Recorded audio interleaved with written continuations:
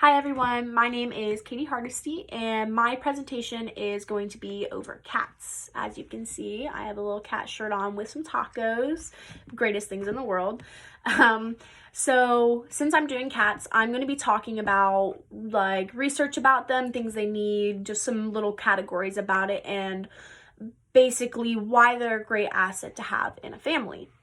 So the reason I chose cats is because I've really always liked them. I always grew up having them. They were always outside on our farm. We always had cats having kittens, and it was just a fun time to have. So I also just think they're great animals to have.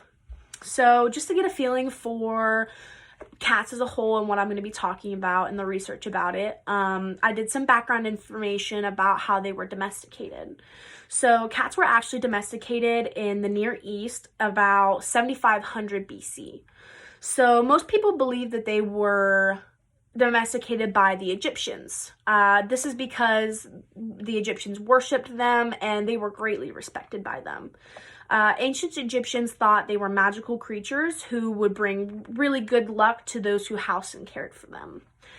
Since the year 2017, domesticated cats were the second most popular animal in the house in the United States. In that year, about 95 million cats were housed and domesticated. So that's some pretty high numbers. So what really makes a cat a great family asset, you might ask? Well, there's a bunch of different reasons that cats should be considered a value to your family. For starters, cats can be very lovey and playful. They understand when something's wrong with their owner, and they also give off the same type of love hormones that we do.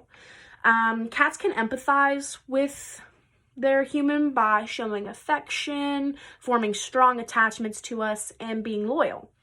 If you're allergic to cats, there's always the option of getting a hairless cat, which is also known as a hypoallergenic feline. So if you really wanted to have one and their fur and dandruff just really got to you and made you have those allergies, you'd always be able to have a second option. So I thought that was really cool. The family that would be best suited for a cat would honestly be any. You don't even have to really be a family. It could be just one owner like I am with my cat. Anyone can own a cat as long as they can maintain their needs, which really isn't that many. A cat makes a great companion if you live alone or even if you live with 13 people. Like I said, the size of the family doesn't matter, just the love and attention that you give to your feline does. Cats have just really a simple few requirements if you want to keep them inside the house. So these could include food, litter, a litter scooper, fresh water, absolutely, and a minimum of 18 square feet. So ideally, if you want to accommodate your cat to the best of your ability, they also prefer nice places to sleep, such as high vantage points or even small spaces where you could put a cat bed or things like that. So to explain it further, cats need a nice place to sleep. So what that means is they need a spot that has really good vantage points. The reason they need this is because of their natural instinct to defend themselves. So if they have a high vantage point to sleep in, they can hear and see any dangers in the area a lot easier. It gives them a really aerial advantage for seeing or hearing the danger as well. So the amount of space you need relies a lot on the size of your cat, but it can also depend on how playful, explorative, and energetic your cat is. Although it does depend on your cat, the American Society for Prevention of Cruelty to Animals, or ASPCA for short, recommends always allowing about 18 square feet for your cat. If you're housing more than one, you'll have to have 18 square feet for each individual cat. So for example, if you have 3, you'll need 114 square feet because you need that 18 for each of them. So the hard topic to talk about with cats is, are they high maintenance or not? Personally, I don't believe that cats are high maintenance, but a lot of people would probably disagree and say that they are. The reason I believe they're not high maintenance is because you don't have to walk your cat, you don't have to take it out to the bathroom, and most of the time you really don't have to bathe or brush them because they do that themselves. They do need fresh water every day and a good scoop of food and a clean litter box. So if you can feed and water your cat every day, you're the best suited for one. As I said, they're valuable not just to families, but everybody.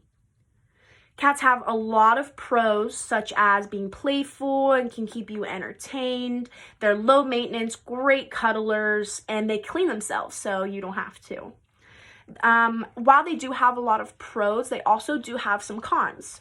So hairballs, litter needing changed frequently, the litter also having to be inside, and they can also scratch and claw things in your house if they are not declawed, but there is always an option to get them capped if you believe that declawing them is inhumane or will hurt them or affect their bathroom habits. Because if cats get declawed, sometimes they don't want to go to the bathroom because they think the litter is hurting their paws when they scratch it after surgery, and they blame it on the litter rather than on their claws being gone, so they just don't go to the bathroom in the litter box anymore.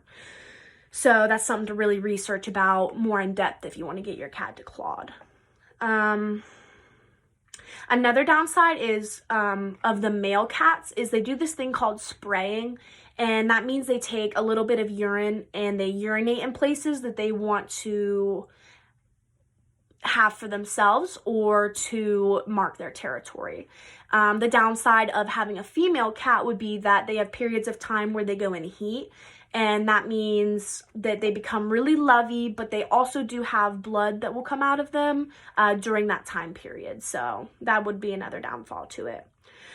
Basically, to conclude, cats are a valuable family asset because they're an animal that can easily be taken care of. They can show children responsibility, and they give that family the tie together factor, or like completing feeling for the family, like it's the last member they need. Cats are also self-cleaning and most love to play. They can keep you entertained, they can give you all kinds of cuddles and kisses and licks, and they're overall just very low maintenance for the reward you get from having one.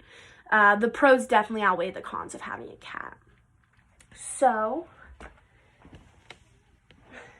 this is my cat.